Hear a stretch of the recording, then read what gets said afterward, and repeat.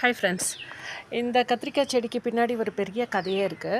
இங்கே கேரளாவில் கத்திரிக்காய் செடி அப்படியே நல்லா வளராது. அப்போ நான் 3 கத்திரிக்காய் செடி, கத்திரிக்காய்னா இங்கே வழுதனா சொல்லுவாங்க கேரளாவில். அப்போ 3 கத்திரிக்காய் செடி வாங்கிட்டு வந்தேன். எங்கள் அம்மா வந்துட்டு கத்திரிக்காயெல்லாம் வந்துட்டு இங்கே வளராது அப்படின்னாங்க.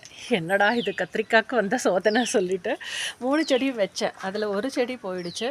இந்த 2 செடி மட்டும்தான் இருந்தது. அந்த 2 செடியில் நல்ல ஒரு வருஷம் ஆனதும் பெருசாக காடு போல் தான் இவ்வளோ பெருசாக வளர்ந்து போச்சு.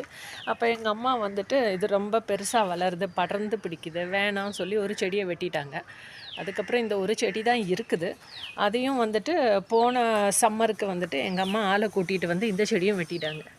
வந்தவர் புண்ணியவான் வேரோடு வெட்டி எடுத்துட்டாரு. அதுக்கப்புறம் எங்கள் அம்மா உள்ளே போனதும் அதை வந்து தேடி கண்டுபிடிச்சி கொண்டு வந்து அதை திரும்பவும் நட்டேன். இந்த செடி வாங்கிட்டு